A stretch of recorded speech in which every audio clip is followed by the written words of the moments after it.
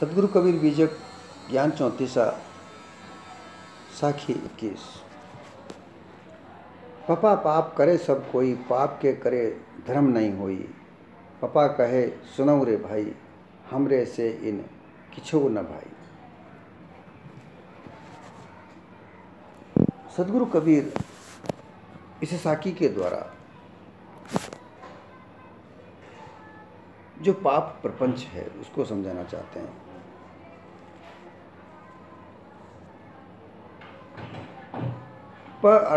जो गुरुआ लोग हैं, जो प्रपंची, प्रपंची और पापी जीव।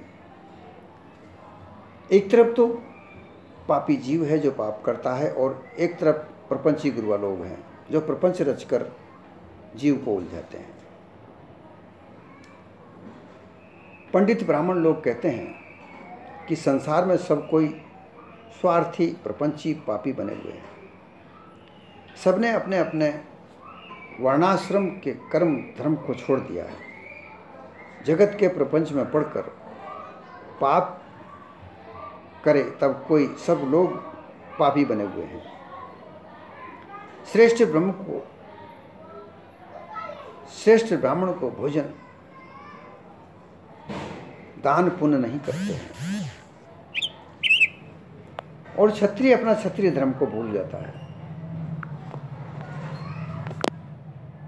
और वैष्णव अपने वैश्य धर्म को भूला हुआ है, शूद्र अपने सेवा धर्म को भूला हुआ है, चारों वर्ण धर्म कर्म को भूला हुआ है और पाप में लगा हुआ है। और वो अक्रम करते जा रहे हैं, सदाचार धर्माचरण नहीं करते हुए कुमारकगामी बने हुए। ये गुरुआ प्रपंची कहते हैं। लेकिन वो कर्म धर्म का जो मार्ग है वो क्या है वो बताते हैं। चारों वर्ण के लोग ज़्यादातर पाप करने वाले हो रहे हैं। यदि बड़े बड़े दान पुण्य कर धर्म नहीं कर रख सकते तो कर्म निष्ठ ब्राह्मण गुरु पुरोहितों को समय समय में दान दक्षिणा देकर भोजन इतना तो देना ही चाहिए, सो भी नहीं देते हैं। अतः वे सब पापी लोग अंत में नरक कुंड में जाएंगे, ऐसा ये बताते हैं। अर्थात धर्म, ब्राह्मणों को धर्म, तीर्थ व्रत में जाकर स्नान आदि धर्म, पुण्य आदि करना, ये धर्म कर्म बताया जा रहा है। अब ऐसे कर्मकांडियों के, ऐसे प्रपंची लोगों की बात सुनकर ये पापी जीव उनके कर्मकांड में उलझा हुआ है।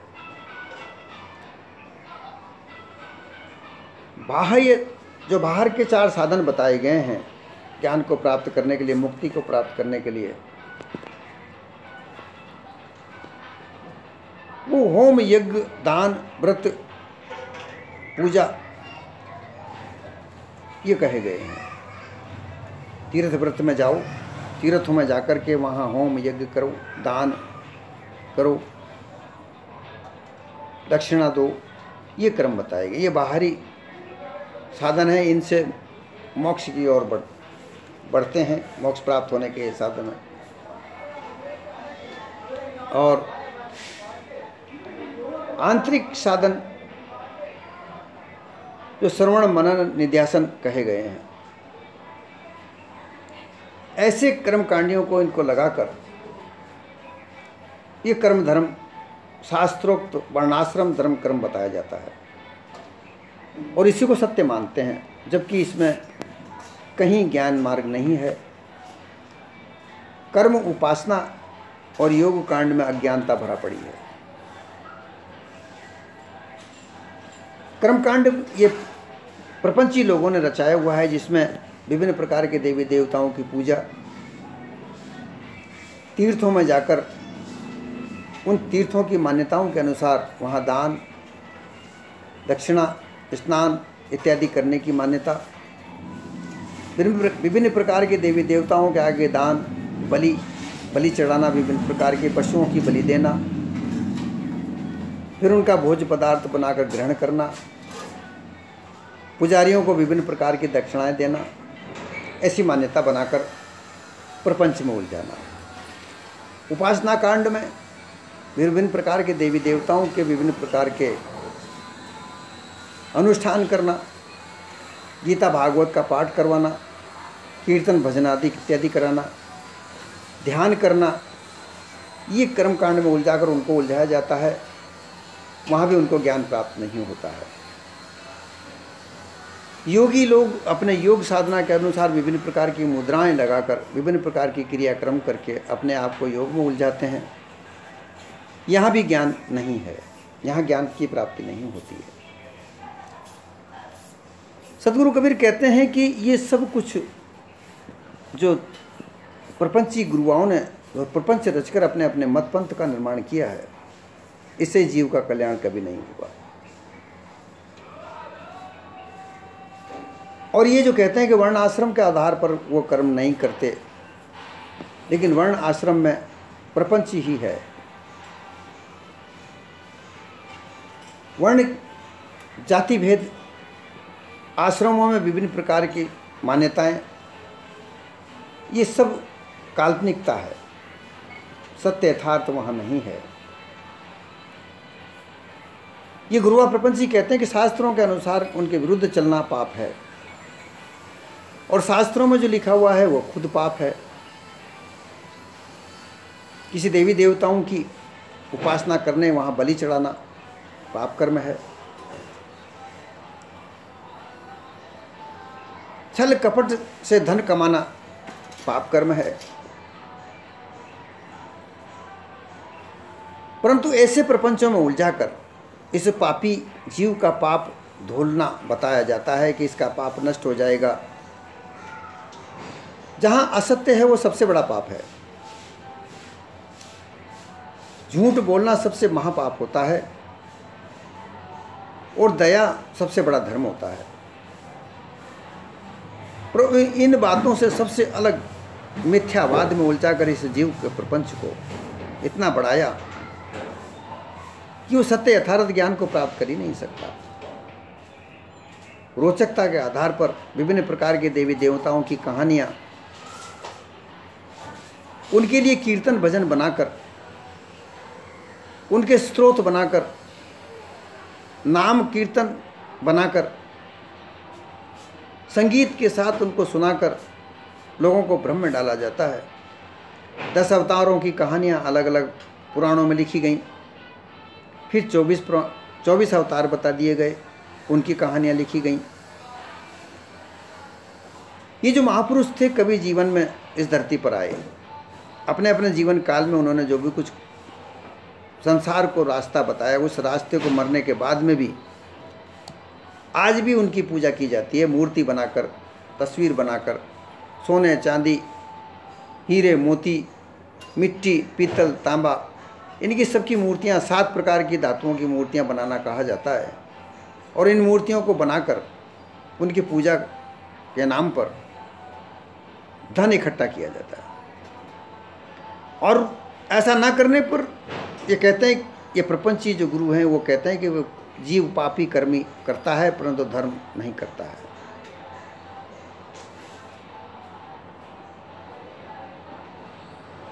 अर्थात प्रपंची गुरुआ लोग खुद पापी हैं, खुद झूठ बोलकर पाप करते हैं। छल कपट पाखंड रचकर जो मान्यताएं बनानी वो सबसे बड़ी झूठ है, असत्य है। उस असत्य को सत्य मानकर जो प्रपंच फैलाया जाता है, सबसे बड़ा तो पाप हुआ है। और फिर कहते हैं कि जीव पापी है, वो कार्य नहीं करता है, जो हम बताते हैं वैसा कर्मकांड नहीं करता है, वो पापी है, उसका पाप नहीं कटेगा। परंतु सदगुरु कहते हैं कि इन प्रपंचियों के बनाई हुई मान्यताओं में उनके अनुसार कर्म कांड करके भी इस जीव का कल्याण नहीं हो सकता। वो सबसे बड़ा महाझूठ है, और झूठ सबसे बड़ा पाप होता है।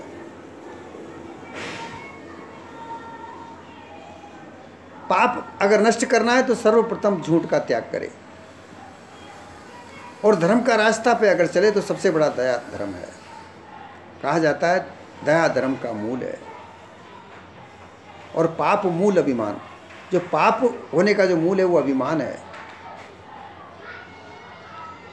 व्यक्ति अपने अभिमान के साथ इस जीवन को जीता है। कोई कहता है मैं धनी हूँ, कोई कहता है मैं राजा हूँ, इतना बड़ा राजा हूँ, कोई कहता है मेरा इतना बड़ा परिवार है, कोई कहता है मैं बाहुबली हूँ, कोई कहता है मैं इतना बड़ा ज्ञानी हूँ। ये जो अभिमान है, इन अभिमान में वो उस दया भाव को भूल जाता है और पाप का जन्म होता है, क्योंकि वहाँ झूठ असत्य का कोई पारावार नहीं। कहाँ कौन झूठ बोल रहा है, किस तरीके से छल कपट पाखंड रचना होती है, उसका पता ही नहीं चलता। और हर कदम पर यह मानव पाप किया जाता है। और दया, हर जीव पर दया रखे, ये सबसे बड़ा धर्म है। एक दूसरे को कष्ट न दे, ये सबसे बड़ा धर्म है। हर किसी की, हर प्राणी की भूख प्यास कष्ट को अपना कष्ट समझकर अपने सामर्थ्य के अनुसार उसकी सहायता करे, ये सबसे बड़ा धर्म है। परंतु यहाँ प्रपंचियों ने, इन पाखंडियों ने जो धर्म की व्याख्या की है वो ये है,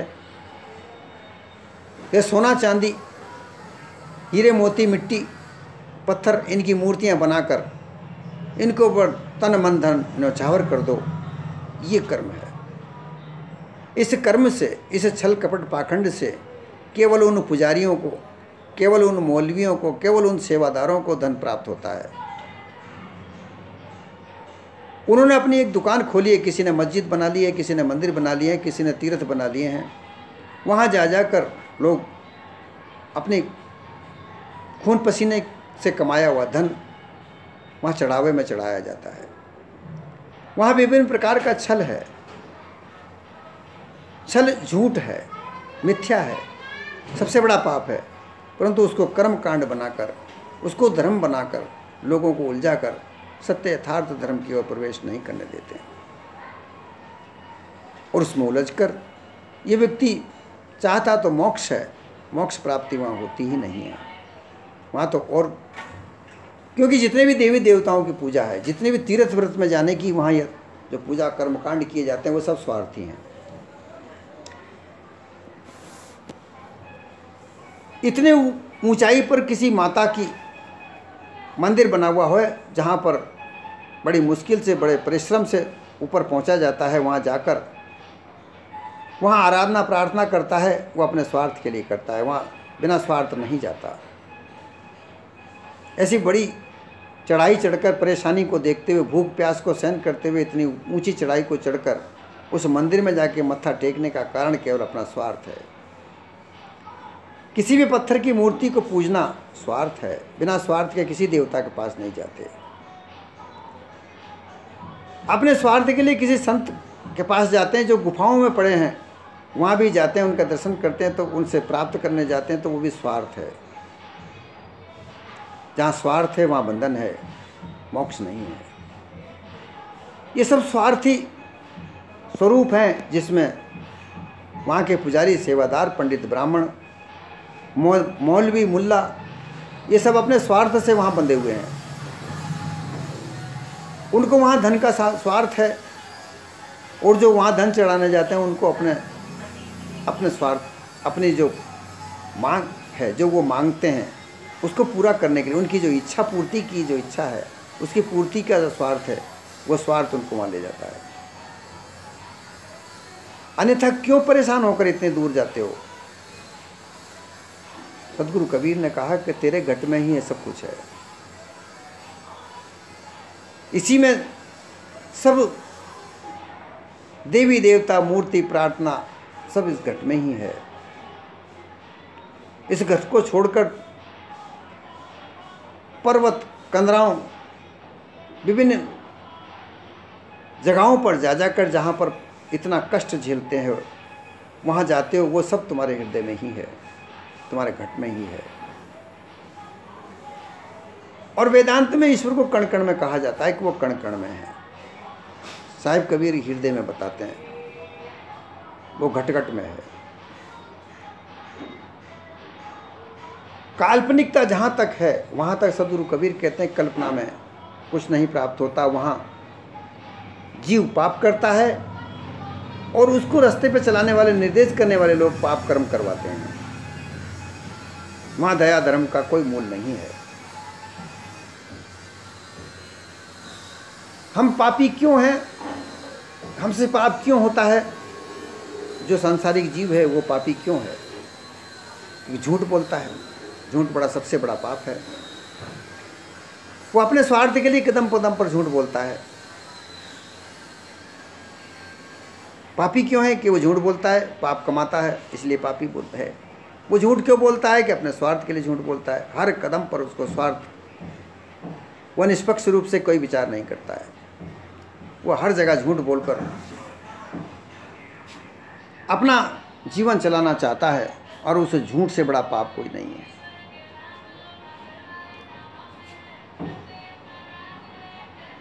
विषय प्रपंची लोग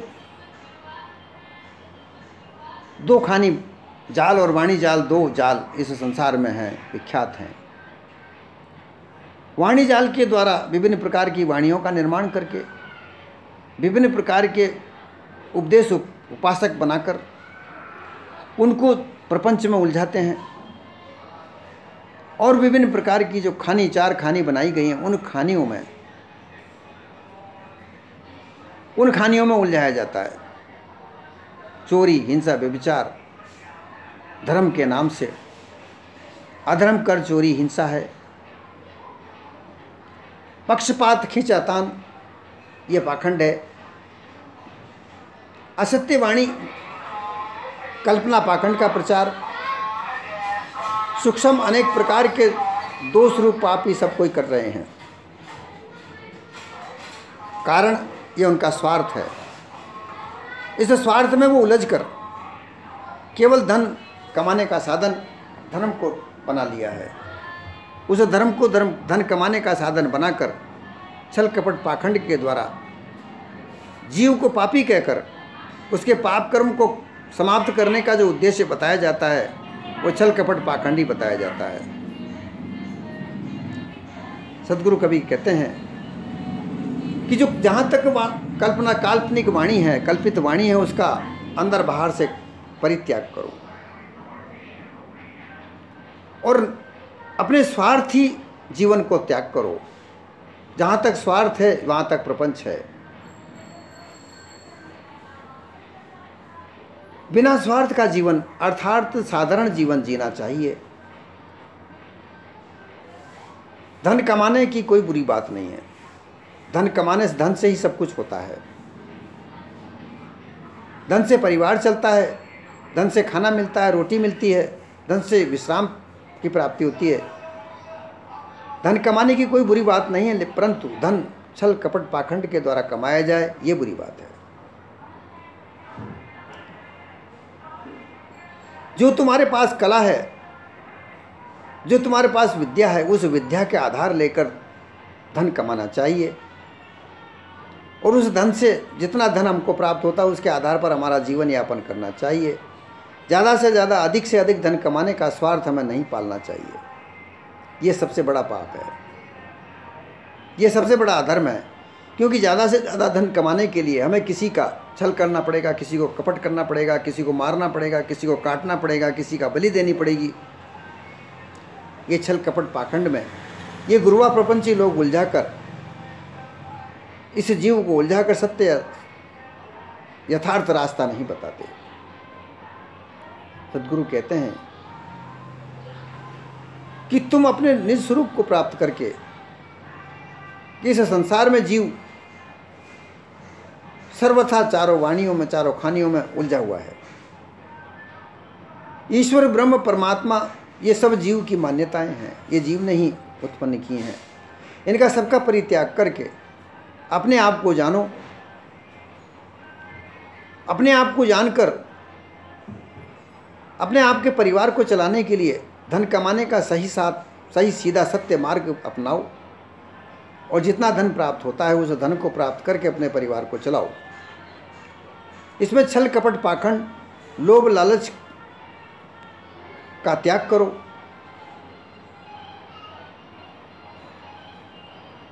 हमारी जो मान्यताएं जो बना रखी है, जो दोष में हैं, उनके दोष का निवारण करो।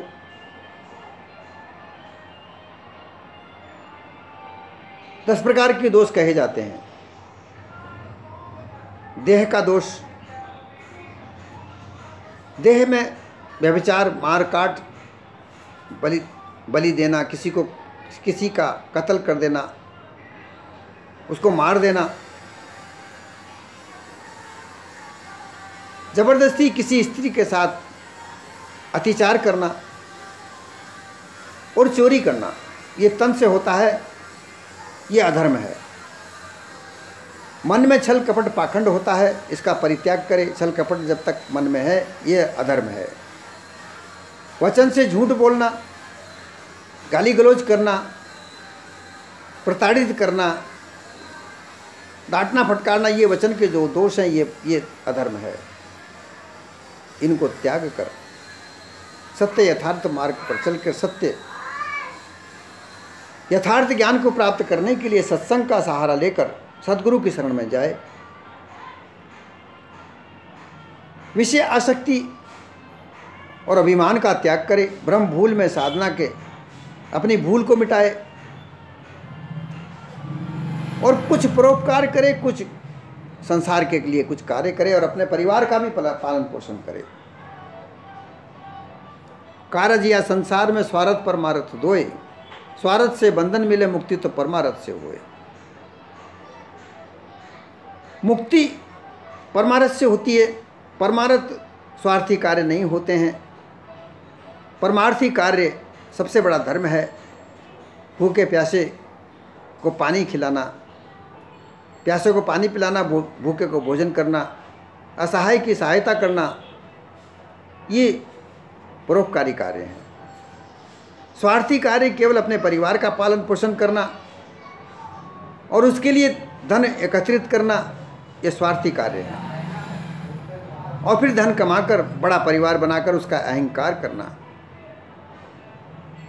मैं धनपति हूँ, मेरा इतना बड़ा परिवार है, मैं इतना बड़ा बाहुबली हूँ, मेरा पास इतना ज्ञान है, ये अहंकार में रखकर और अपने जीवन को जीवन जीना, ये सबसे बड़ा अधर्म है। प्रेम पूर्वक साधारण तौर पर अपना मानव जीवन को व्यतीत करे। छोटे बड़े सबको समान मानकर, जैसी जिसकी बुद्धि है उसका वैसा ही आधार मानकर, सबको एक साथ एक समान समझकर मानव धर्म का प्रतिपालन करे। सर्वप्रथम सर्व पूज्य मानव धर्म है। सद्गुरु कबीर ने यह मानव धर्म का ही प्रचार किया और उस धर्म में मैं अपने आप को जानने का प्रयास किया कि सबसे पहले तुम अपने आप को जानो। पहले जान स्वरूप को पाछे बंधन चीन, दोनों की परिचय हुई तो आप ही मोक्ष गई लीन। अपने स्वरूप को जानो, तुम क्या हो। 184 जीवाझुंड में यह जीव ही मात्र है। इस जीव को कोई अंश कहता है, कोई भास कहता है, कोई क्षणिक विज्ञान कहता है, परंतु नहीं, सर्वे सर्वा ये चेतन स्वरूप जीव ही है। इसी से सृष्टि होती है, इसी से विभिन्न प्रकार की मान्यताएं बनती हैं और उन मान्यताओं को बनाकर फिर उन्हीं में ये जीव भी उलझता ही है। इसलिए अपने आप को जब जानोगे तो सब ये मान्यताएं, सब ये प्रपंच, ये सब तुमसे दूर नजर आएंगे और फिर इनको त्याग कर अपने आप में स्थित हो जाओ। उसके बाद में जो तुमने बंधन बना रखे हैं, विभिन्न प्रकार के बंधन हैं, ये मेरा धन है, ये मेरा परिवार है, ये मेरी स्त्री है, ये मेरा पुत्र है, ये तुम्हारे हैं, इनको तुम्हें कोई नहीं छून सकता। तुम्हारा पुत्र तुम्हारा ही कहलाएगा, तुम्हारी स्त्री तुम्हारी स्त्री ही कहलाएगी, तुम्हारा धन तुम्हारा ही कहलाएगा, तुम्हारे पास में सुख वैभव वो तुम्हारा ही कहलाएगा, वो कोई दूसरे का नहीं है।